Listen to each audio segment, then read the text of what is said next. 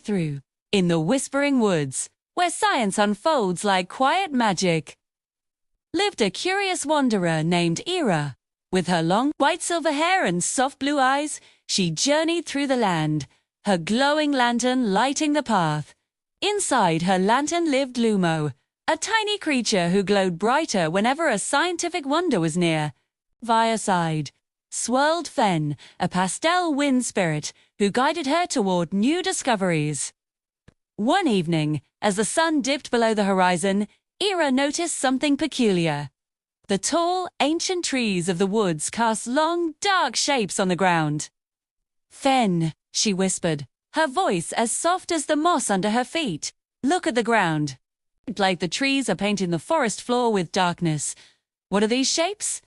Fen zipped around a large oak tree, its pastel form glowing. It gestured for Aira to come closer. As she approached, Lumo, nestled in the lantern, began to pulse with a gentle yellow light.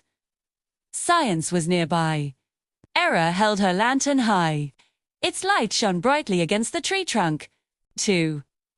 On the other side of the tree, a new shadow appeared, distinct from the ones cast by the setting sun. "Fen, my lantern creates a shadow too," she exclaimed.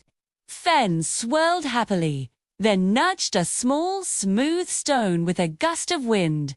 Aira picked it up. She held the stone in front of her lantern. A tiny, perfect shadow of the stone appeared on the ground. She then held up a crystal she found earlier. True, the light passed right through it and no shadow formed. "I see," Aira said, her eyes wide with understanding. "Light travels in straight lines, like tiny, fast-moving arrows. When something solid, like this stone or that big tree, gets in the way, the light can't pass through it." She pointed to the dark patch on the ground. "So, a shadow isn't really a thing at all. It's just a place where the light is being blocked. The shape of the shadow is the same as the shape of the object blocking the light." Fen did a little loop-the-loop in the air, agreeing. Lumo glowed with a steady, proud light from inside the lantern. Aira then noticed the edges of the shadows weren't perfectly sharp. They were a little fuzzy. Nook Fen. "The edges are soft." "Why is that?" Fen swirled and danced around the lantern, then zipped over to the setting sun, a tiny speck against the vast, colorful sky. Aira followed its movement.